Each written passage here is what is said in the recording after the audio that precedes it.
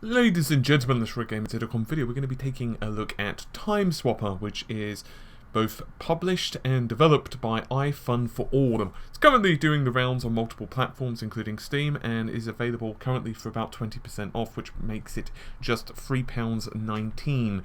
The best way I can describe this game is a physics puzzle type of title with a few minor twists. I've been playing it for a while. We're going to be starting out slightly earlier than the progress I am, just so that I can kind of focus and give you an idea of the gameplay. Essentially, you are a mechanical bird, and you are able to be guided around the landscape using wind. Now, you can play with a joypad. I did so for the first, I don't know, 5 or 6 levels of the game, and then I tried out just standard mouse, and I personally prefer the mouse, but your mileage may vary. It does have Xbox 360 pad support, however, as you could expect. Anyway, with that said, the options are fairly limited. I won't spend too long. You've got the basic information of who made the game, you've got audio options, and when you first boot the game up, you'll have a graphical slider, which obviously just sets the overall graphical detail. You don't need a particularly beastly machine to play this, however. And you also get to choose the game's resolution / full screen mode, which is nice that you can choose those options. To be honest with you, it's more options than what a lot of these games of this type give you, but once again, there's only a certain amount of options really that make sense for this type of game, simply because, once again, it's not something like Crysis 3 or the new Doom. Anyway, with all of that said, let's jump in. It's going to be a fairly short-ish video, because I just want to give you an idea of what the gameplay is like, how it starts ramping up mechanics and that type of thing. As a full disclosure, I was given the code for review, but this is not a sponsored video, so this is my honest opinion of the game. But as I said, we were sent the code for review. So just want to get that out there so you're aware of the situation, because once again, full disclosure is kind of, well, important. Anyway, we're going to click on the play button. And that's the technical term. So as you can see, very much like Super Meat Boy and other titles, you get to choose various levels and go back to those levels if you want to do better. For example, some of these levels, especially the later ones where I've just been trying to blast through and understand the mechanics, I've been somewhat sucking. I'm not going to be attempting to get the best possible score on most of these levels, simply because I'm trying to get through as many different stages as possible in the shortest amount of time to show you. But you can certainly go into a lot of depth. There are a lot of different levels in this game, and you can, of course, explore those at your leisure. But we're going to start off with not stage 1 or 2, excuse me, because they're just way too simple. It's just basically telling you the mechanics of the game. And so we're going to start out with stage 3, where it starts to ramp things up just a little bit. I do want to spend the next couple of stages just explaining what I think of the game, the art style, then we'll get more into the gameplay, that type of thing. Anyway, you should get a basic understanding by stage 5 anyway of what is really going on. So with that said, let's shut up and click the play button, shall we? So it loads quite quickly, which is nice. So this green light, I guess you could say, is what guides your little mechanical birdie Madoobie around. By the way, I have disabled the audio in this game. Oops. So this green light is what actually controls the your field of control. So for example, we're going to be just making sure that our wind goes in the appropriate direction, which is very important in life. And there you go. And now our little birdie has been rescued, which is good. So we can just click on next level. We can restart if we wanted to do better, but I don't particularly want to do that. So what we're going to do now is we've got to make him go all the way down. So I have to say, I actually really like the art style about this game. Fuck's sake.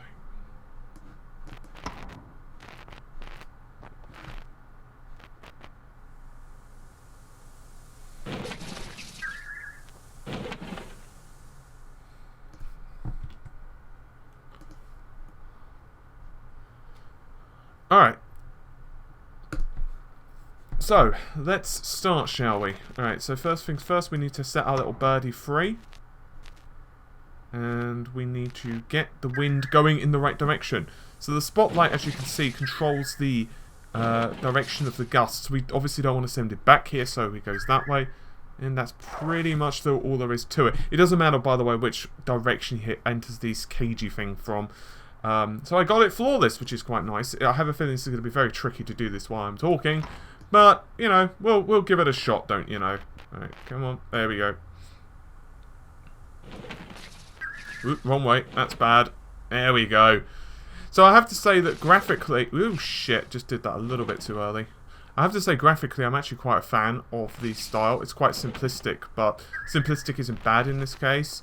I actually quite like the graphical style. It's got that nice hand-drawn look, which is rather pretty. Animation is not too bad either, but let's face it, it is fairly simple. It's well executed, but, you know, the design overall is pretty simple. There's not a billion different colours, at least on the levels that I'm seeing now, but as you can imagine, things may change. So I'm just going to give an example of how you can do this really quick. Rather than sending him all the way around, you could simply do this.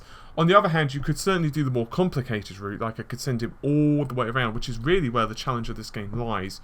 So for example, we could just click restart, and then we can just see what I mean by that. So for example, you'd send him all the way over here, and then obviously ignore this one, and basically send him all the way around the mulberry bush. Something like that number.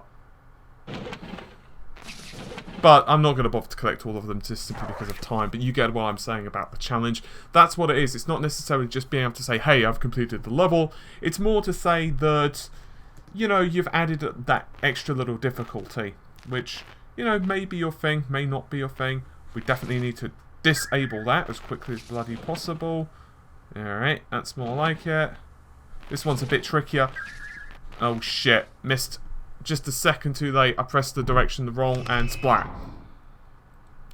So this game does get trickier, as most of these titles tend to do. Alright,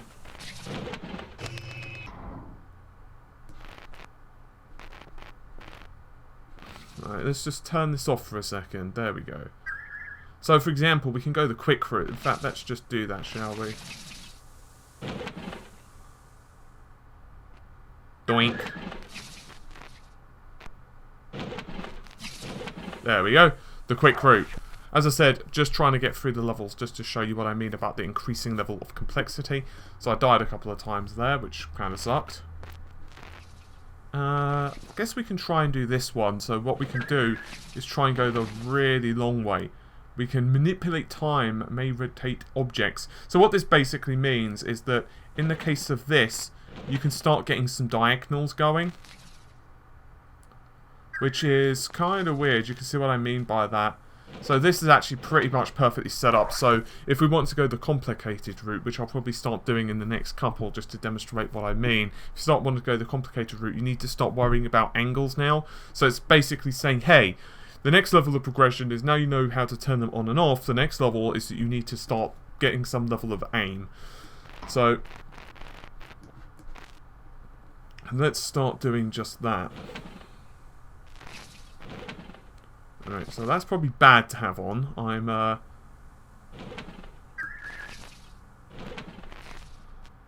Alright, that's more like it. Doink. Alright, he's going to be sent the right way now, which is good. So we can try and go up there if we want, which is probably what I'm going to do. Come on, little birdie. Oh, shit. Ah! No! I got him splattered. Damn it. Sorry, little birdie. Alright.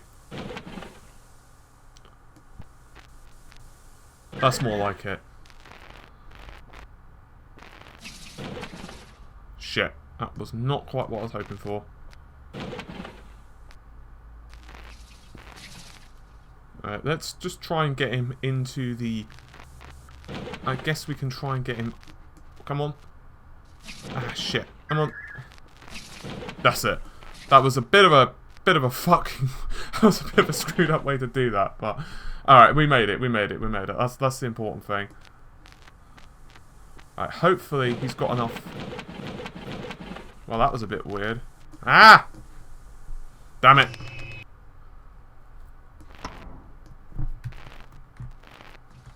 You can also, by the way, play with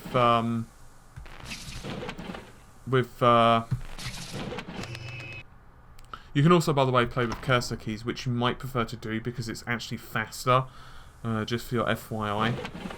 So, for example, we can just do one of those numbers.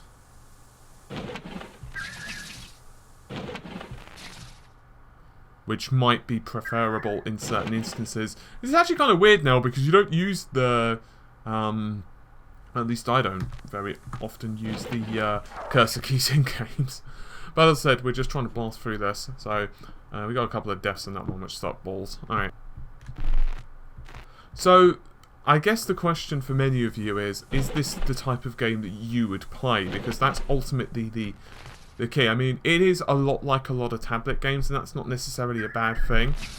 Ultimately, if you're looking for just a game to kill 5 minutes with, then I'd say that this is a pretty good title. Fortunately, it's fairly cheap, so you've got that going for it. If it was like, I don't know, twice the price or something like that, I'd find it very hard to justify buying this game. But we can manipulate time to crumble walls, which is going to be quite interesting. There we go.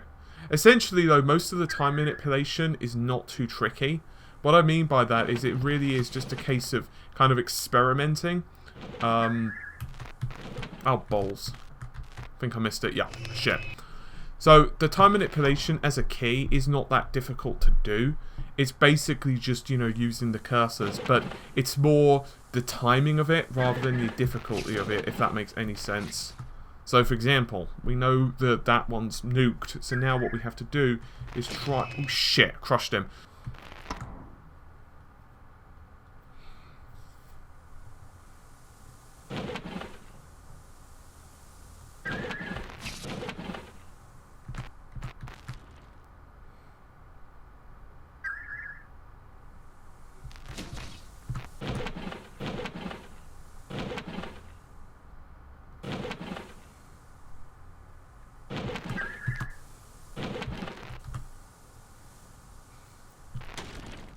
Phew! Made it. So, I think the question is like, is this game enough to hold you? Is it enough to keep you interested? Well, the answer, of course, is really down to you. My personal opinion on the game is it is very simple, so I don't know if I could play it in long spurts of time. If I had, like, say, if I was trying to do something for 5 minutes, or just wanted to kill 5 minutes, I would not mind trying it out. The biggest problem with the game, however, is that I do find that the controls are not ideal sometimes. I do find them a bit, I guess you could say, finicky. But overall, as a, I guess you could say, as an experience, balls, just a little bit off. And he's going to splat. I guess we could just click on the restart button though if we really wanted.